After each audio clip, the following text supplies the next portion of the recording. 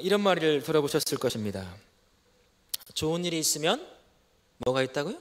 나쁜 일도 있기 마련이다. 이 말은 항상 좋은 일만 있는 것이 아니라 언제 가끔씩 내가 이기지 못하는 그런 어려움이 닥칠 수 있다, 이런 말입니다. 오늘 말씀이, 읽었던 본문의 말씀이 지금 딱 그러한 상황 가운데 놓여 있습니다. 본문을 살펴보면 이렇습니다.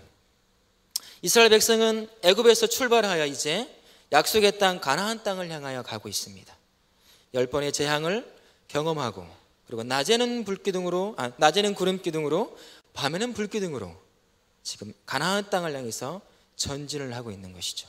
2절에 보면 하나님께서 모세를 향해서 이런 명령을 내립니다. 돌이켜 바다와 믹돌 사이에 비하이롯 앞 곧 바알스본 맞은편 바닷가에 장막을 치게 하라.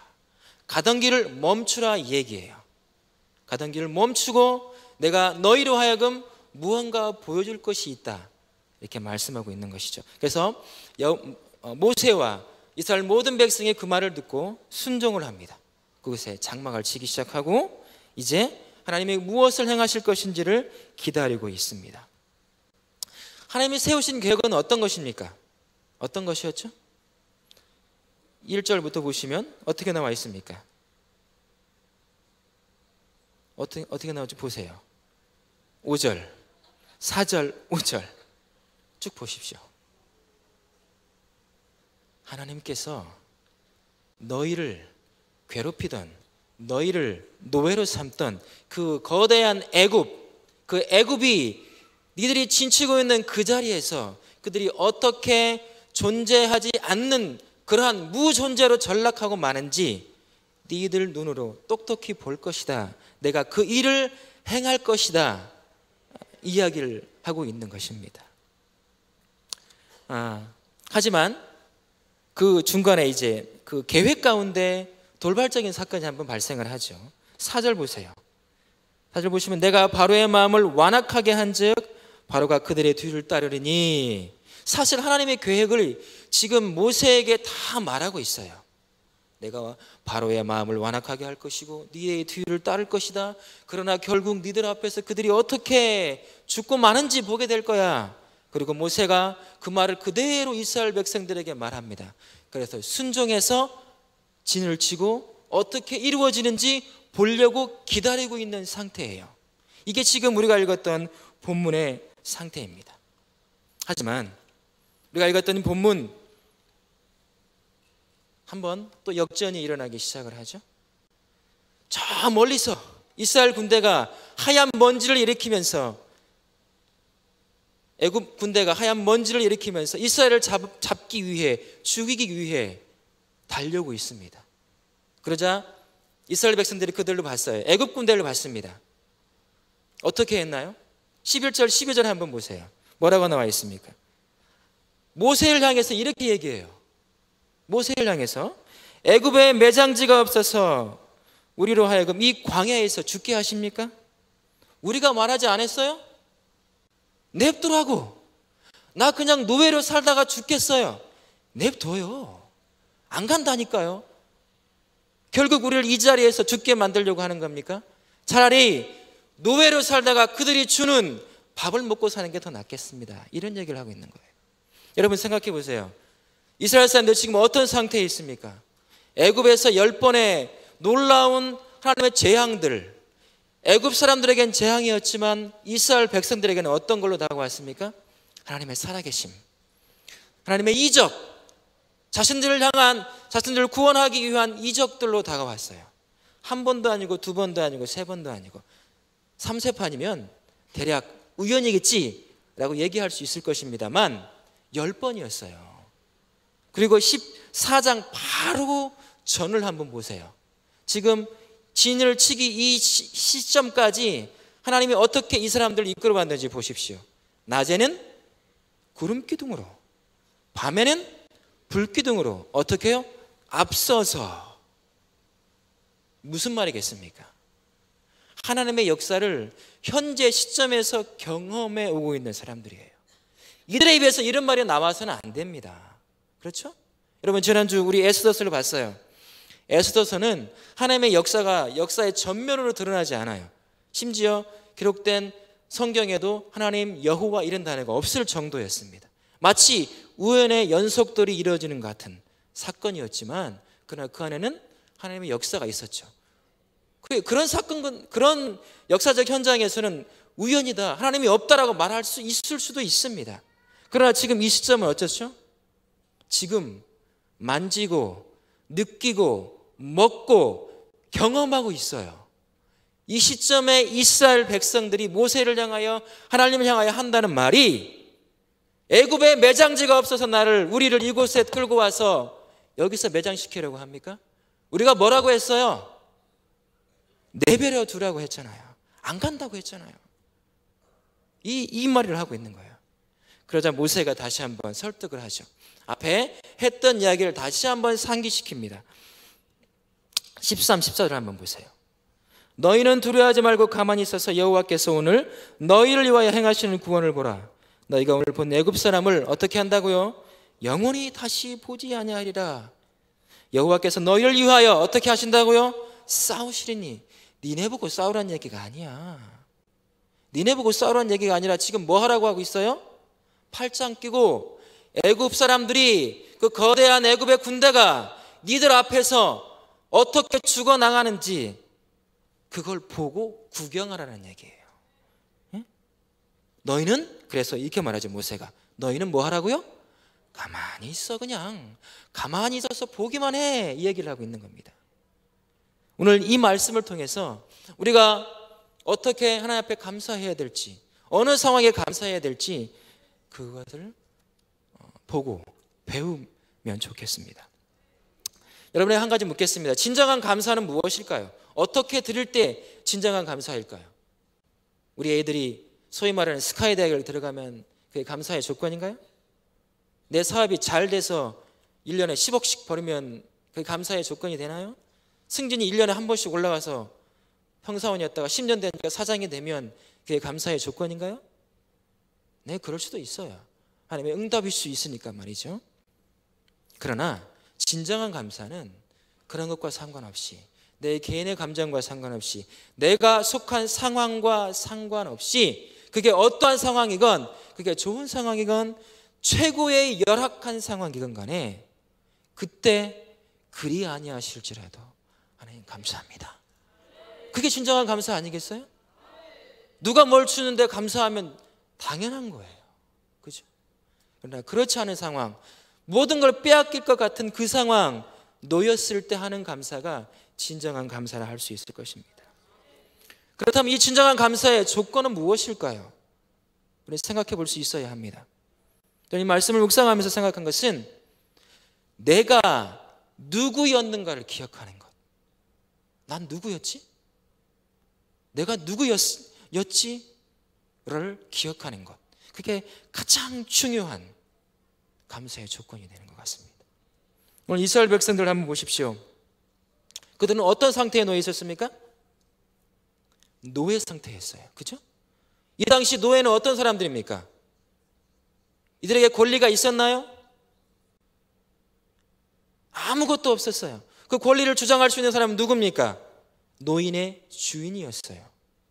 맞으면 맞고 굶으라면 굶고 죽이면 그대로 죽임을 당하는 게 이 당시 노예였습니다. 이게 이들의 신분이었어요. 다른 말로 한다면 이 세상에 가장 연약한 존재가 바로 이스라엘 백성들이었다는 것입니다. 그런데 하나님께서 이스라엘 백성들을 향해서 가장 비참한 존재, 가장 연약한 존재, 이들을 향해서 하나님은 어떻게 지금 하고 계십니까?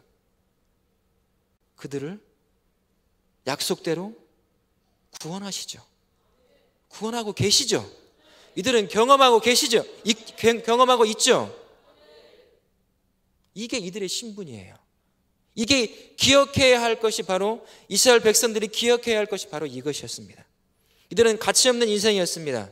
400여 년 동안 노예로 살고 그 이후에도 지속적으로 노예로 살다가 이 땅에서 끝나버리고 마는, 아무런 가치가 없는, 그죠? 먹고 살다 죽어야 되는 그러한 노예였단 말이에요. 그런데 이들을 향해 하나님은 찾아오셨습니다. 그리고 이들을 향해 구원의 손길을 뻗으셨어요. 이들이 경험해 보지도 못하고 보지도 못하고 들어보지도 못한 그 어느 나라도 들어보지도 못한, 그 어느 사람도 들어보지도 못한 놀라운 기적들, 그 기적들을 보게 하시고 경험하게 하시고 지금도 경험할 수 있도록 하고 계신, 누가 감히 전능하신 하나님, 그분이 베푸는 상을 받을 수 있겠습니까? 아무도 없죠. 근데 그들을 뽑아 그들을 구원해내 그것을 경험하게 만드셨어요. 근데 이스라엘 백성들은 이걸 잊어버렸습니다. 거대한 흙먼지를 일으키며 오는 그 600개 그 병거, 말병거들, 그거에 순식간에 압도당한 나머지 지금 자기가 어떤 위치에 놓여 있는지, 내가 왜 여기 진을 치고 앉아 있는지, 내가 무엇을 해야 되는지, 내가 어떤 존재였는지, 그리고 지금 어떠한 존재인지 까마득하게 잊어버린 것입니다. 두려움은 그런 거예요. 이들은 자기가 누군지 잃어버렸습니다. 여러분 삶 가운데서 감사가 사라졌습니까? 왜 이렇게 안 되지? 감사가 사라지다 못해 불평과 불만이 여러분의 삶의 일부를 차지하고 있습니까? 때로는 그게 너무나 고착화되어서 그냥 하는 말이 불평이야. 그저 하는 말이 그냥 불만이야. 그런 자기도 의식하지 못하는 상태에서 불평과 불만만 가지고 살아가고 계십니까? 여러분 누군지 생각해 보시길 바랍니다. 이 땅에 하나님의 은혜를 누릴 사람은 단 한 명도 없습니다. 누구든 간에 하나님의 은혜, 구원의 은혜를 누리며 살 수 있는 사람은 단 한 사람도 없다는 말이에요. 그런데 어떻게 하셨습니까? 친히 오셔서 나를 위해 십자가를 지시고 돌아가시고 다시 사셨습니다. 이젠 우리가 어떤 사람입니까? 하나님의 자녀된 사람이에요. 복을 누리며 살 사람이고 하나님의 구원의 기쁨을 누리며 살 사람들이에요. 이것만큼 감사한 게 뭐가 있습니까? 돈이 없어도,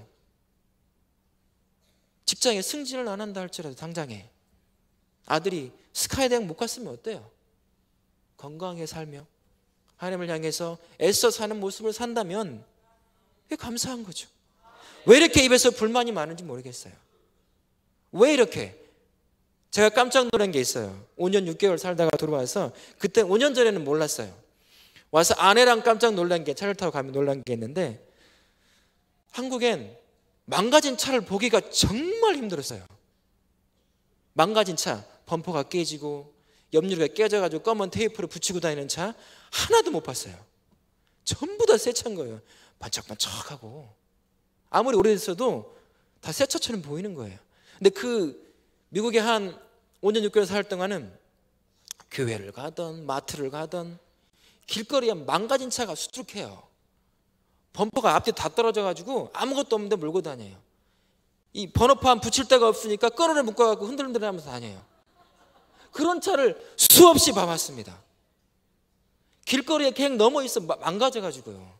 돈 없으니까 보험은 못 들고 그거를 나중에 와서 고쳐서 끌고 가고. 여러분 길거리 지나가면서 망가져가지고 세워져 있는 차 몇 대나 보셨어요? 없죠? 그건 무슨 말이냐면 잘 산다는 얘기예요. 우리 불평할 게 별로 없어요. 우리 진짜 저는 5년 동안 딴 나라에 살아봤잖아요. 그러니까 처음엔 몰랐어요. 똑같았어요. 왜 이렇게 나는 가진 게 없지?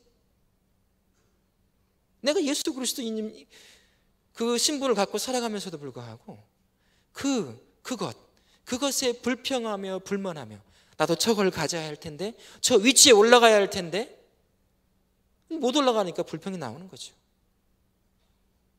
가서 보니까 그것 가지고도 감사하며 잘 사는 사람이 너무나 많다는 거예요. 여러분 누굽니까? 죽을 죄인이었어요. 죽을 죄인은 가야 할 곳이 어디였죠? 지옥이었어요. 근데 하나님 어떻게 하셨습니까? 끌어내셨잖아요. 너 살 사람이야. 너 내 자식이야. 내가 너에게 복 줄 거야 라고 하나님 우리를 부르셨잖아요. 그러면 내 입에서 뭐가 나와야 합니까? 감사죠. 이래도 감사, 저래도 감사.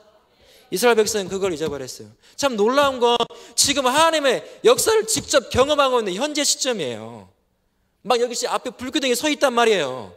아무도 보지 못한, 그런데도 불구하고 애굽 군대를 보니까 싹 사라져버린 거예요. 두려움은 어떤 거냐면요, 생각을 못하게 만들어요. 시야를 가려버립니다. 보잖아요. 이스라엘 백성 보고 있으면서도 못 봐요. 듣고 있으면서도 못 들어요. 경험하고 있으면서도 경험을 못 해요. 그리고 뭐라고 합니까? 매장제가 없어 여기 데려왔냐 우리를? 내비두라고 했잖아. 내비두라고 했잖아. 왜 데리고 와서 지금 생고생 시키면 우리를 여기서 죽이려고 하느냐, 이 얘기를 하고 있는 거죠. 여러분, 인생에 이런 어리석은 이스라엘처럼 살지 않기를 바랍니다. 여러분이 누굽니까? 여러분이 누구예요? 하나님의 자녀예요. 세상에 가장 고귀한 자녀입니다.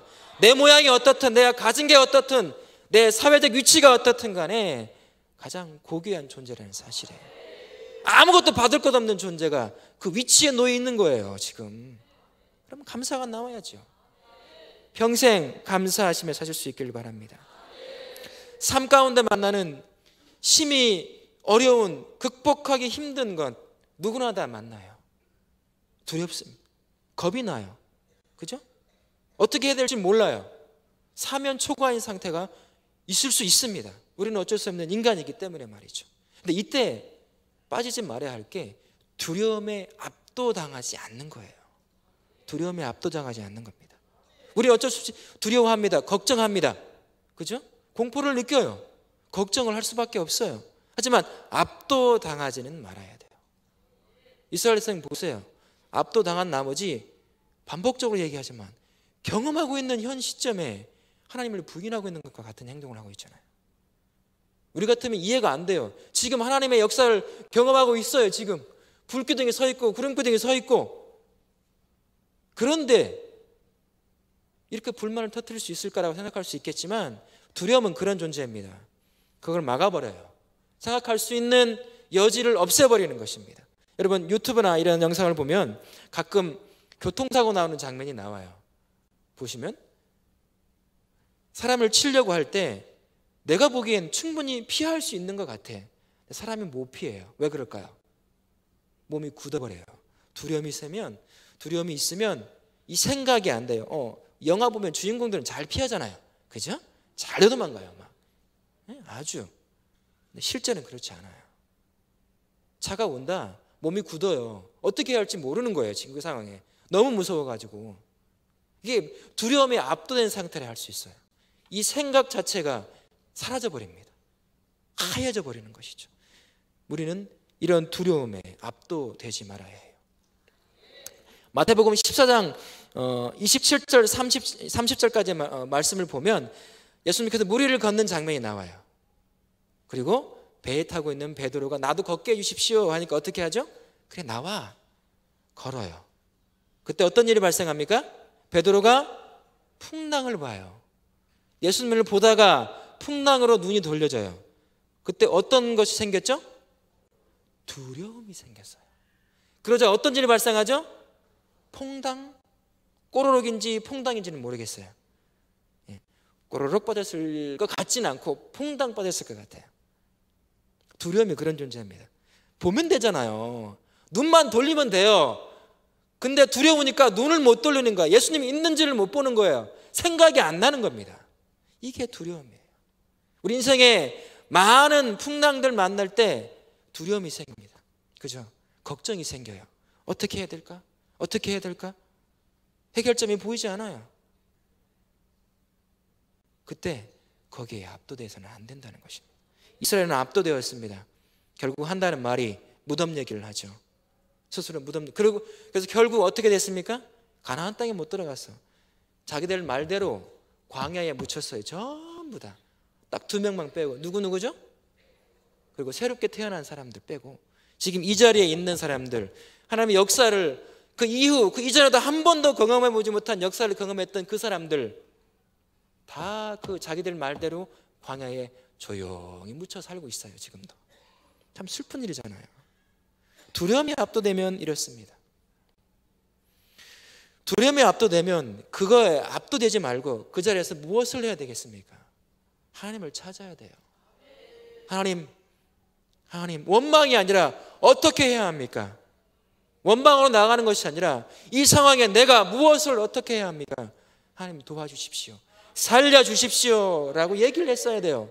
그러면 참 신기한 게도 떠올라. 이들이 그랬다면 방금 전에 모세를 통해 한 말이 떠올랐을 거예요. 내가 이런 일을 통해서 너희들이 애굽이 어떻게 죽는지 볼 거야. 보게 해줄 거다. 그게 번쩍 떠올랐을 거예요. 근데 두려움에 압도되니까 떠오르지 못한 거죠. 기도도 할 수도 없었고 하나님 앞에 부르짖을 수도 없었어요. 그리고 원망의 소리밖에 없었던 것이죠. 여러분 인생의 풍랑, 여러분은 하여금 두려움에 압도될 만큼의 풍랑이 온다 할지라도 그때 여러분이 해야 될 것은 기도입니다. 내가 이 두려움에 압도되지 않도록 하나님 나를 도와주십시오. 주여! 그냥 습관처럼 외치지 마시고 그때 외치는 거예요. 그때 외쳐 하나님의 도우심을 구할 수 있기를 바랍니다. 이사야 43장 1절에서 7절까지의 말씀, 제가 제일 좋아하는 말씀 중에 하나예요. 제가 한번 읽어드릴게요. 야곱아, 너를 창조하신 여호와께서 지금 말씀하시느니라. 이스라엘아, 너를 지으신 이가 말씀하시느니라. 너는 두려워하지 말라. 내가 너를 구속하였고 내가 너를 지명하여 불렀나니. 뭐라고요? 너는 내 거야. 내가 물 가운데로 지날 때 내가 너와 함께 할 것이라.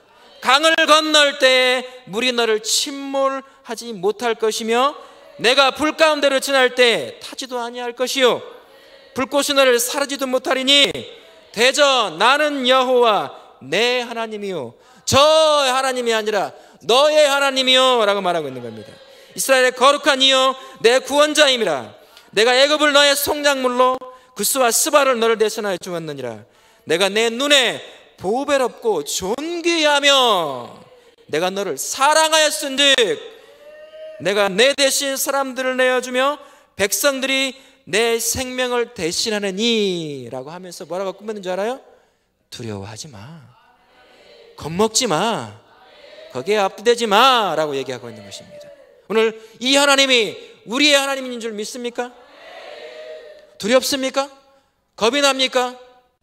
그때 나를 구원하신 그 하나님을 외치시길 바랍니다. 그분 앞에 나오실 수 있기를 바랍니다. 두려움에 사로잡혀 겁없이 달려드는 이스라엘 백성들을 향해 모세가 다시 한번 소리쳐 그들을 진정시키고 있어요.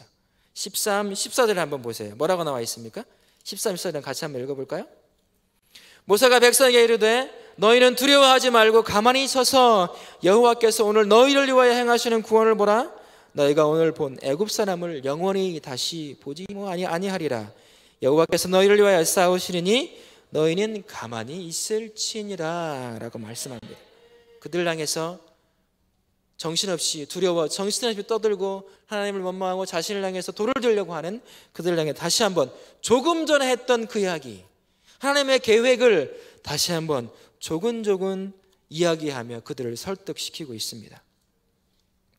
사절을 통해 보실 수 있는 것처럼 하나님은 계획을 말씀하셨어요. 내가 바로의 마음을 완악하게 할 것이다. 물론 이 완악, 하나님이 그의 마음을 단단하게 만든다는 의미가 아니라 사실 그가 돌이킬 수 있는 기회를 더 이상 주지 않겠다는 얘기나 마찬가지예요. 10번의 재앙을 만났어요. 애굽이 쑥대밭이 됐습니다. 그리고 끝에는 누가 죽었죠? 피게이팍 악독음의 흑창이니까 장자가 죽었죠. 장자는 어떤 존재예요? 내 왕위를 계승할 자입니다. 끊겨버렸어요. 어떻게 했어요? 굉장히 상심했겠죠. 애굽에서 이스라엘 백성들이 그 상태에서 이스라엘 백성들이 애굽을 도망쳐 나왔습니다. 이제 조금씩 하나님의 징계, 저항의 저주의 역사들이 그 흔적들이 조금씩 사라져 갔어요. 그러자 마음이 원래 완악했던 상태로 돌아오고 있던 상태였어요. 그래서 번쩍 떠오른 거예요. 우리 종들인 이스라엘 사람들이 도망갔네? 이게 웬일이지? 잡으러 가야 되겠다. 이렇게 된 거예요. 이 계획을 하나님이 친히 말씀하고 계시는 거예요. 그리고 지금 그 말씀한 그대로 지금 이루시고 계세요. 하나씩 그렇죠? 이루어가고 계세요. 이 하나님을 기억하는 거예요. 무슨 하나님이십니까? 신실하신 하나님을 기억하는 겁니다. 성경은 수없이 많은 약속들로 이루어져 있어요. 오늘 보셨잖아요. 내가 이렇게 한다. 실제 이렇게 돼가고 있어. 그런데 아닌 것처럼 여기니까 불만을 터뜨리죠. 다시 한번 조곤조곤 모세를 통해서 내가 이렇게 한다고 했잖아. 가만히 서서 얘네들이 어떻게 없어지는지 좀 봐라. 이 얘기를 하고 있어요. 내가 얘네들 없앰을 통해서 니들이 지금까지 믿어왔던, 지금까지 너희를 지배했던 너희 뼛속까지 니들로 하여금 두려움 가운데 니들로 하여금 고개 수그리게 만들었던 그 애굽 이젠 사라져. 그럼 누구를 섬겨야 될까? 그걸 없앤 나 하나님 여호와다. 이 계획을 성취하시기 위해서 하나하나 조목조목 얘기하고 조목조목 하나하나 이루어가고 계십니다. 그 역사 가운데 이스라엘 백성들은 놓여 있는 거예요. 지금 이게 바로 신실하신 하나님이세요. 여러분, 성경을 수없이 읽고 묵상하시죠? 약속인 걸 믿으시죠? 하나님 약속하신 걸 이루시는 하나님이신 줄 믿으십니까? 이 신실하신 하나님을 기억하는 게 중요합니다.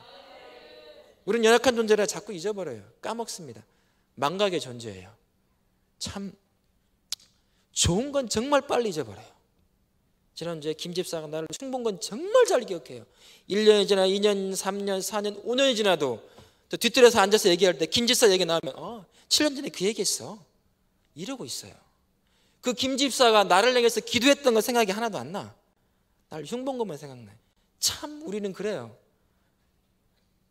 근데 하물며 지금 이스라엘 백성은 그 역사 가운데 같이 있는데도 그걸 잊어버리고 사는 거예요. 지금. 그리고 원망과 불평을 하고 있다는 거죠. 우습잖아요.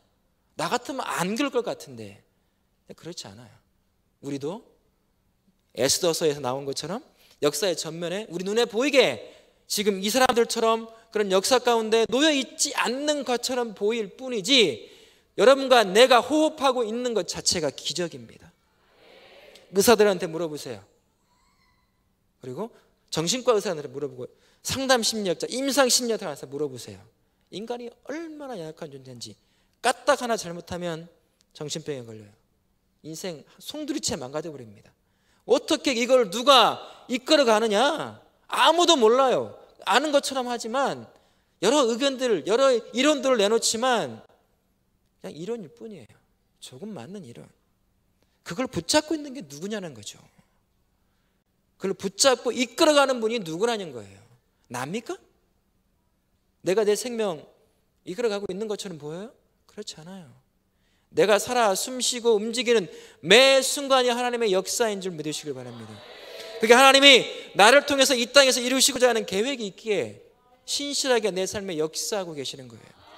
여러분이 죄 가운데 빠져 있음에도 그 죄에 대한 대가가 직접 그 순간에 오지 않는 이유도 하나님이 세우신 계획, 그 계획을 통해 다시 일어서고 그를 통해 다시 한번 이루시기 위한 그런 것 때문인 것입니다. 여러분 삶의 두려움, 그 두려움을 만들어내는 망각의 은사, 하나님이 어떻게 내 삶의 역사에 오셨는지, 지금도 어떻게 역사하시는지 그것을 기억하지 못하는 어리석음 가운데 빠지지 않기를 바랍니다. 신실하신 그 하나님을 기억하실 수 있기를 바랍니다. 기도하십시오. 하나님, 내가 주님이 내 삶의 어떠한 분인지를 어느 순간에도 잊어버리지 않고 그 순간이 하나님을 부인하게 만드는 순간이라 할지라도 주여 하고 외칠 수 있기를 원합니다. 야고보서 1장 17절에 보면 이런 말이 있어요. 야고보가 하나님이 어떤 분인지 고백합니다. 그는 변함도 없으시고 여전히 하는 그림자도 없으신 분. 우리는 변덕스러워요. 수시로 변합니다. 오늘 막 불 받았다고 막 뜨겁게 하더니 내일 가서는 도루묵돼 있어요. 이게 우리예요. 사실입니다. 그러면서 점차 성화되어 가죠. 이게 우리입니다. 하나님은 그렇지가 않아요. 하나님은 수시로 변하는 것 같아. 그건 우리 생각이고 우리 감정이고 우리 느낌일 뿐인 거죠. 거기에 그대로 계십니다. 프란시스 셰퍼라는 사람이 책을 썼어요. 거기에 계시는 하나님이라고 표현을 써가지고 실제 있는 하나님이라는 단어를 그걸 의미를 주고 실제 계신 하나님이라는 의미를 주려고 해요. 거기 계셔서 역사하고 계신 하나님. 거기가 어디예요? 내 마음도 낼 수 있고 내 삶도 낼 수 있고 김 집사, 박 집사, 최 장로 이런 사람들의 삶이겠죠. 여전히 역사하시며 자신이 세우신 계획을 이루어가고 계십니다. 그 하나님을 단단히 붙잡으실 수 있기를 바랍니다. 다시 한번 우리 이사야서 43장 1절에서 7절 말씀 제가 한번 다시 찾아보시겠어요?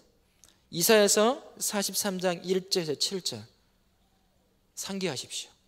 내가 어떤 존재인지, 나를 위해 하나님 어떻게 하실 건지, 그리고 내가 뭘 하지 말아야 할 것인지 참 너무나 주옥 같은 말씀이에요. 그리고 같이 한번 읽어볼까요? 이사야서 43장 1절에서 7절 같이 한번 읽어보겠습니다. 시작. 야곱아, 너를 창조하신 여호와께서 지금 말씀하시느니라. 이스라엘아, 너를 지으신 이가 말씀하시느니라. 너는 두려워하지 말라. 내가 너를 구속하였고 내가 너를 지명하여 불렀나니 너는 내 것이라. 내가 물 가운데로 지날 때에 내가 너와 함께 할 것이라. 강을 건널 때에 물이 너를 침몰하지 못할 것이며 내가 불 가운데로 지날 때에 타지도 아니할 것이요 불꽃이 너를 사라지도 못하리니 대전 나는 여호와 내 하나님이요 이스라엘의 거룩한 이요 내 구원자임이라. 내가 애굽을 너의 속량물로 구스와 스바를 너를 내선하여 주었느니라. 내가 내 눈에 보배롭고 존귀하며 내가 너를 사랑하였은즉 내가 내 대신 사람들을 내어주며 백성들이 내 생명을 대신하느니 두려워 말라. 그렇습니다. 두려워하지 않는 것. 여호수아를 보십시오. 여호수아가 모세가 죽고 난 뒤에 리더십을 인계받았어요. 얼마나 두렵겠어요. 여호수아는 처음부터 끝까지 이스라엘 백성들이 모세를 향하여 하나님을 향하여 어떻게 해왔는지를 다 보고 배웠던 사람이에요. 얼마나 완악한지, 얼마나 시시때때로 대드는지, 죽이려고 하는지, 불평하는지, 원망하는지 지속적으로 보아왔던 사람이에요. 그 사람을 이끌어가야 돼요. 두렵잖아요. 이 사람들이 어떻게 할지 다 알잖아.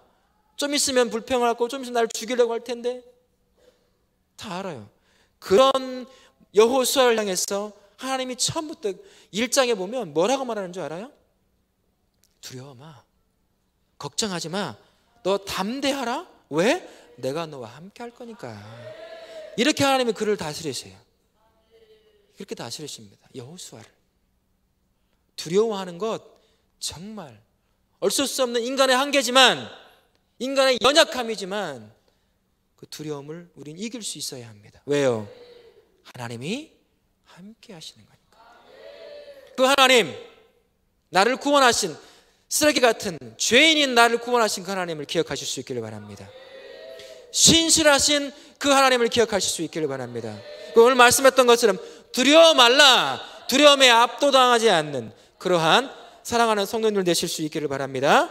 기도하시겠습니다. 하나님 감사합니다. 오늘 주께서 말씀하십니다. 너는 가만히 서서 내가 너희를 향하여 베푸는 구원을 보라. 너는 그저 가만히 있으라라고 말합니다. 그 말씀을 기억하길 원합니다.